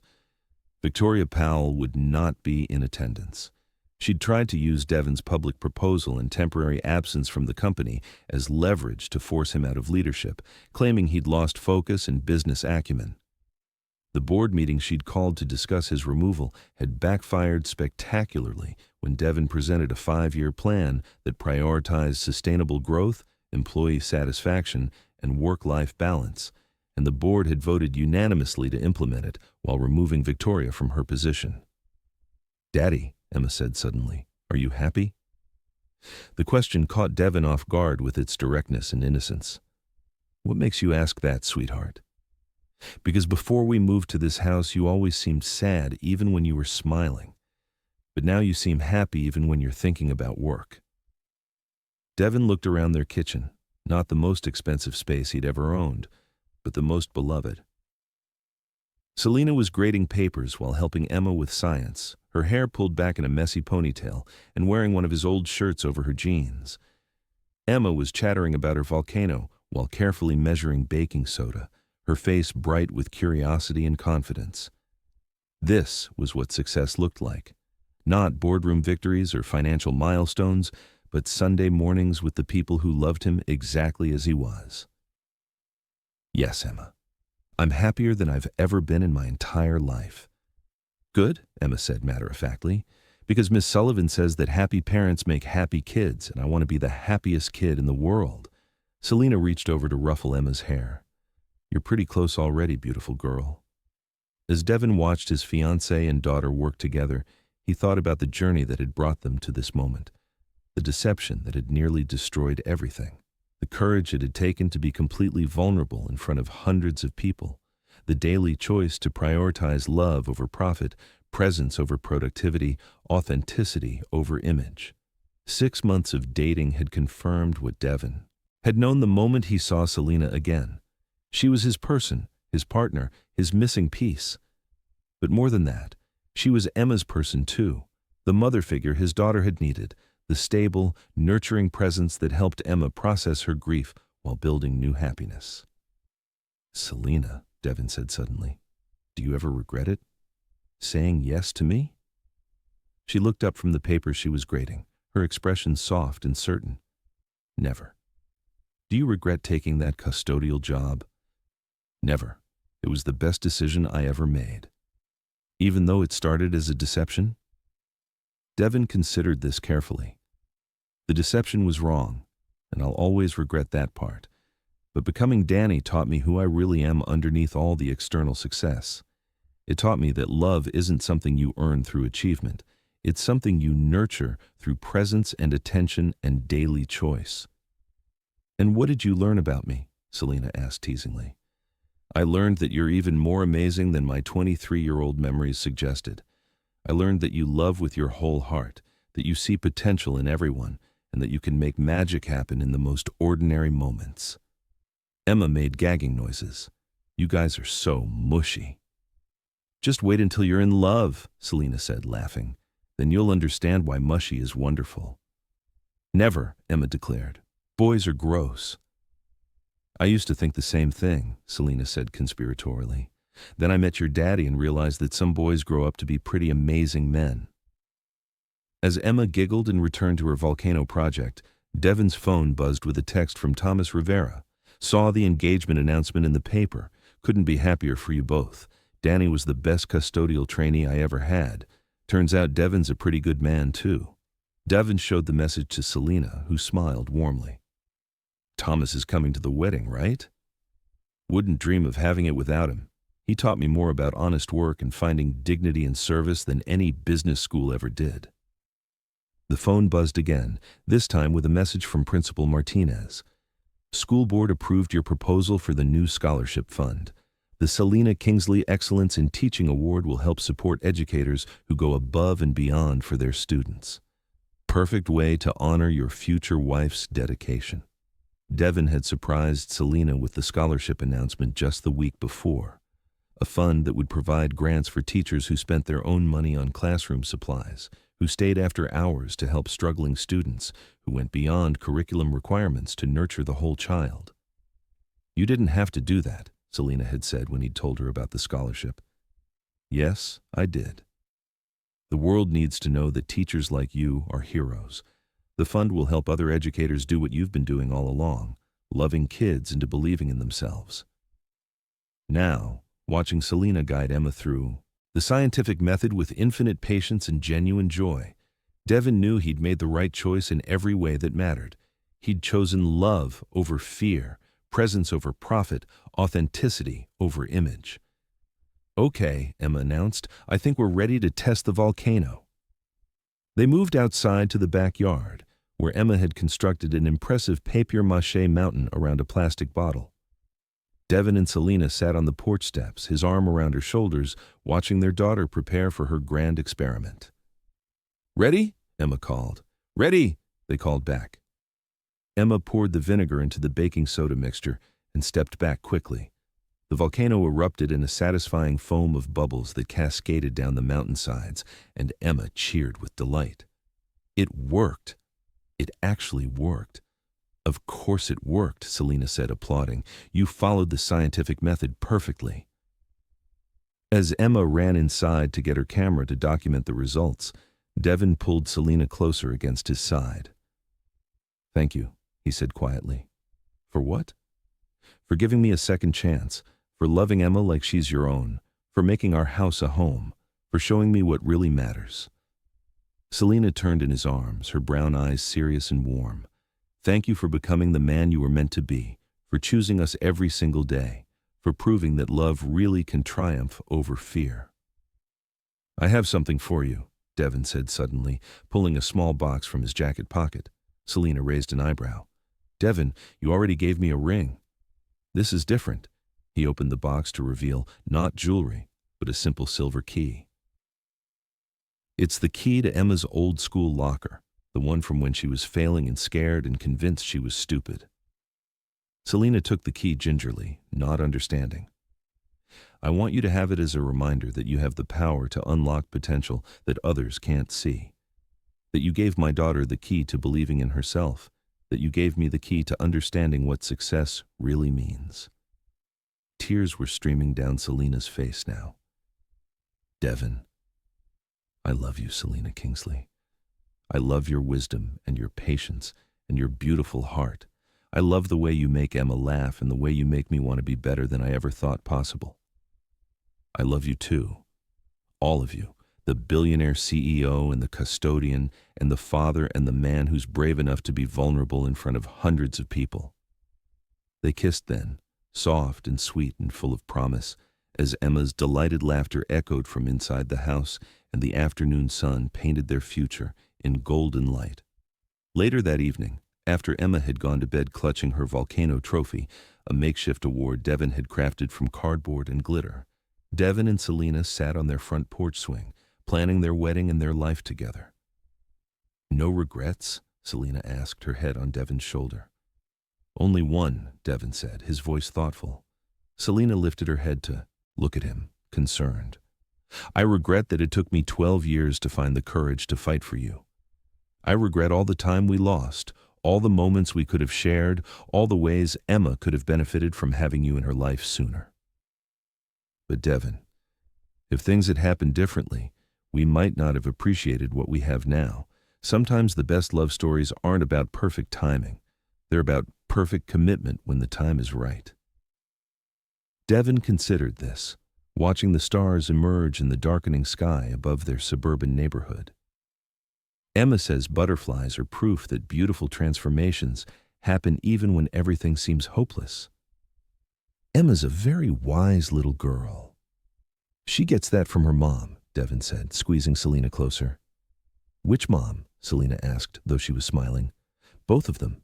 Sarah gave her curiosity and determination. You're giving her confidence and compassion. They sat in comfortable silence for a while, each lost in thoughts of the future they were building together. Finally, Selena spoke again. Devin, promise me something. Anything. Promise me we'll always remember this feeling, this certainty that we're exactly where we belong, that we've chosen what matters most, that love is worth any sacrifice. I promise, Devin said solemnly, and I promise that I'll spend every day of our marriage proving that I meant it. As they sat together on their porch swing, planning their future and basking in the contentment of a love that had survived separation, deception, and the test of time, Devin marveled at the journey that had brought them here. He'd started as a desperate father trying to help his struggling daughter. He'd become a janitor, a deceiver, a man humbled by honest work and the recognition of his own limitations. He'd nearly lost everything through pride and fear. But in the end, love had won. Not the passionate but immature love of their youth, but the deep committed love of two adults who'd learned that true partnership meant choosing each other daily, supporting each other's dreams, and building something beautiful together. A year later, Devin stood at the altar in the Willowbrook Academy garden, watching his bride walk toward him with radiant joy. Selena wore a simple white dress that emphasized her natural grace, carrying a bouquet of wildflowers that Emma had helped arrange. Jazz walked her down the aisle with tears in his eyes, finally convinced that Devon was worthy of his sister's love. Emma stood beside Devon as his best woman, practically bouncing with excitement in her flower girl dress. She'd insisted on this role, declaring that since she'd brought them together, she should be the most important person in the wedding party. As Selena reached the altar and took Devon's hands, Principal Martinez smiled and began the ceremony they'd written together. We are gathered here today to witness the union of two people who've learned that the greatest love stories aren't always about finding someone new. Sometimes they're about finding the courage to fight for what you should never have lost. The ceremony was intimate and meaningful, filled with personal vows that made even Jazz cry openly. When Devon promised to choose Selena over everything else for the rest of his life, she whispered back that she'd already chosen him the day she said yes to his ridiculous public proposal. When Principal Martinez pronounced them husband and wife, Emma cheered so loudly that the entire wedding party dissolved into laughter before Devon could kiss his bride. At the reception in their backyard, Thomas Rivera raised a toast. To Danny Edwards, who taught me that sometimes the best janitors are the ones with the biggest hearts, and to Devin Elridge, who learned that real wealth isn't what you have, it's who you love and who loves you back. As Devin and Selena danced to their first song as husband and wife, the same song they'd danced to at their college formal 15 years earlier, Emma ran over to tug on Selena's dress. "Are you officially my mom now?" she asked breathlessly. "If you want me to be," Selena said, kneeling down to Emma's level. Forever and always, beautiful girl." Emma threw her arms around both of them, creating a family hug that felt like coming home. 5 years later, Devin sat in the audience of Willowbrook Academy's auditorium, watching his wife receive the Teacher of the Year award for the third consecutive time. Emma, now 13 and as brilliant as she was kind, introduced her mother with the poise of someone who'd grown up knowing she was unconditionally loved. "My mom," Emma said into the microphone, "taught me that everyone has potential, even when they can't see it themselves. She taught me that love isn't something you have to earn. It's something you nurture and share. And she taught me that the best families are the ones built on choice, commitment, and the daily decision to see the best in each other." As Selena accepted her award, she caught Devin's eye in the audience and smiled the same radiant smile that had captured his heart over 20 years ago. "This award belongs to all the teachers who stay after hours, who spend their own money on supplies, who see potential where others see problems," Selena said. "But mostly, it belongs to my students, especially one very special little girl who taught me that love can heal even the deepest wounds when we're brave enough to trust again." The audience erupted in applause, and Devin felt his heart swell with pride for the incredible woman he'd been blessed to call his wife. That evening, as they sat on their porch swing, a tradition they'd maintained through 5 years of marriage, Emma between them working on her algebra homework while they graded papers together, Devin reflected on the journey that had brought them to this moment of perfect contentment. "Any regrets?" Selena asked the question that had become their evening ritual. "Just one," Devin said, as he always did. "What's that?" Emma asked, looking up from her math problems. "That it took me so long to figure out that you two, this life, this love, was what success actually looks like." Emma rolled her eyes with teenage exasperation. "Dad, you say that every night?" "Because it's true every night," Devin replied, pulling both his girls closer. As they sat together in the gathering dusk, surrounded by the life they'd built through honesty, commitment, and the daily choice to prioritize love over everything else, Devin knew he'd finally learned the most important lesson of his existence, that some love stories are worth waiting for, worth fighting for, and worth risking everything to preserve. The billionaire who'd once measured success in dollars and deals now measured it in moments like this. Quiet evenings with the people who loved him not for what he'd achieved, but for who he'd become. The teacher who'd once guarded her heart against further heartbreak had learned that vulnerability was the key to deeper joy. The little girl who'd once thought she was stupid had grown into a confident teenager who knew her worth wasn't determined by external validation. And in the end, they'd all learned that the greatest transformations happen not when everything is perfect, but when we choose love over fear, presence over productivity, and authentic connection over impressive achievements. Sometimes the most beautiful love stories begin with a simple truth, that the person you've been looking for your whole life might be the one you never stopped loving, waiting patiently for you to become brave enough to come home. Sometimes the greatest love stories aren't about finding someone new. They're about finding the courage to fight for what you never should have lost. Have you ever gotten a second chance at love? How did you find the strength to trust again? Share your story in the comments below. If this story reminded you that everyone deserves to be loved for who they truly are, hit that like button.